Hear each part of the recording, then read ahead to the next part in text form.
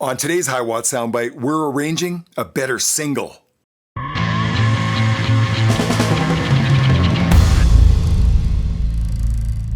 Well, am I ever excited about an arrangement that I put together just yesterday for a brand new mix and client that I'm working with.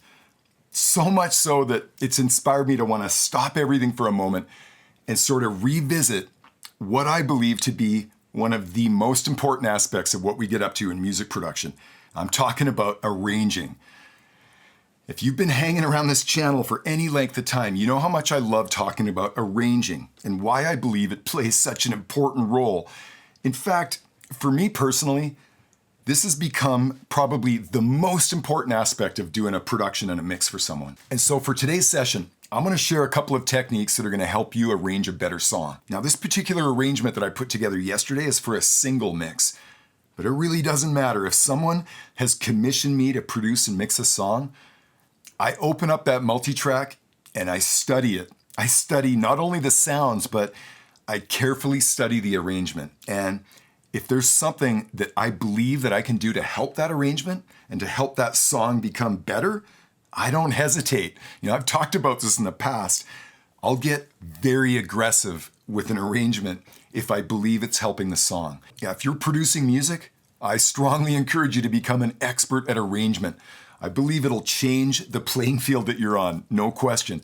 The good news is you don't have to be some kind of brilliant musician or straight up magician to pull this off. We have so many great examples. All you got to do is look out into the real world and study what it is that works. One track that I've probably used as one of my strongest references for arrangement is Linkin Park's One Step Closer. I believe that is a perfect single. That arrangement had everything to do with the success of that song and why it blew up the way it did. These guys were already into the second verse on that song, I think, before a minute hit in the track. A lot of the music that comes across my desk might not actually get to the big payoff until maybe a minute and 45 or 2 minutes into that song. Well, for a lot of genres of music, that's perfectly acceptable, but if you're trying to gain commercial success with a song, forget about that. You can't wait 2 minutes for the payoff. That payoff has to happen inside the first minute. That's why that Linkin Park track is a great example. Well, let's sort of have a big picture look at the arrangement that I put together yesterday. The session that we're looking at represents about 5 hours of me sitting and just cutting and pasting and trying different arrangements. The beauty of working in a DAW is that you're not being destructive, right? You can leave the original arrangement totally intact and just choose to move down the timeline and start putting different arrangements together. And this is very typical of what an arranging session looks like to me, where I've got multiple different arrangements going on until I finally kind of lock into one. This first area right here, this whole thing is the first arrangement that I came up with. And then I started doing a kind of alternate arrangement here. And then finally, I landed on what I absolutely fell in love with. Well, like I said earlier, the arrangement that I'm working on right now is for a single on this song. The original arrangement was just over 4 minutes. I think it was about 4 minutes, 10 seconds. So my goal yesterday was to get that 4 minute and 10 second song down to under 3 minutes. Now, for those of you who have done lots of editing, you know that can be challenging. Sometimes you got to get seriously creative. This is exactly where the fun begins, where you start really getting creative. And what I mean by that is little things like when you're making an edit and you're just literally losing maybe 8 bars in the middle of a song and gluing those two pieces together. Well, normally you've got to go in and finesse that edit in order to make it work. It's not enough to just lose 8 bars and glue 2 pieces together. Often what I'll do is I'll pay attention to what, say, the live drums were doing before the edit that I'm talking about doing. There might be a drum fill going into the part that I'm cutting to that totally makes sense if I go steal that drum fill and paste it right before the edit. Cutting and pasting that fill that's leading into the next section.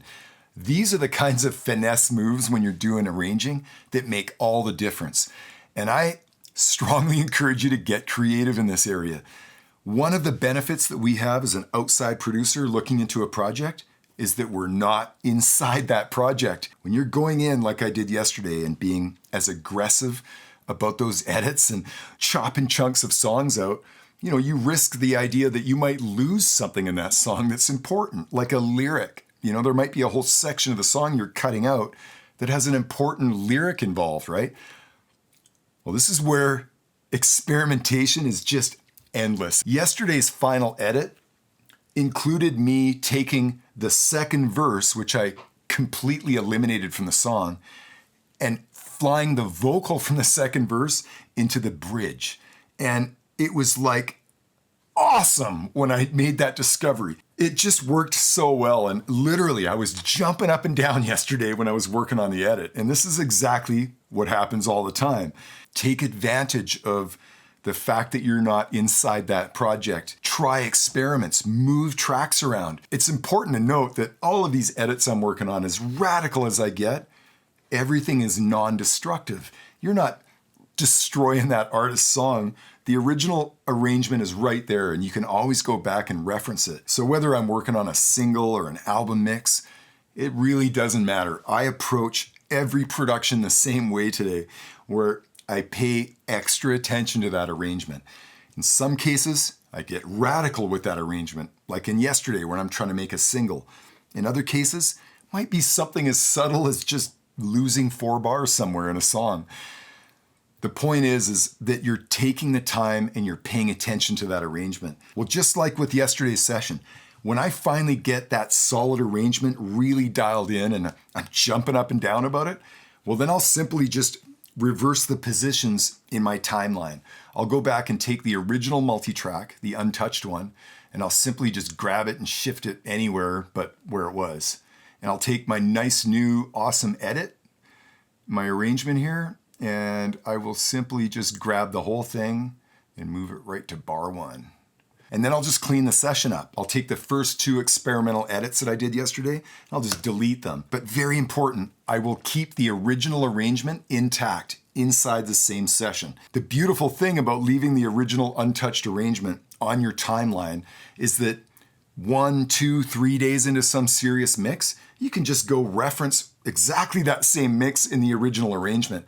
And you can grab parts and you can cut and paste. When you're cleaning up your session, don't get rid of that original arrangement. Just leave it intact a little further down your session. Well, thank you very much for sitting in on today's session.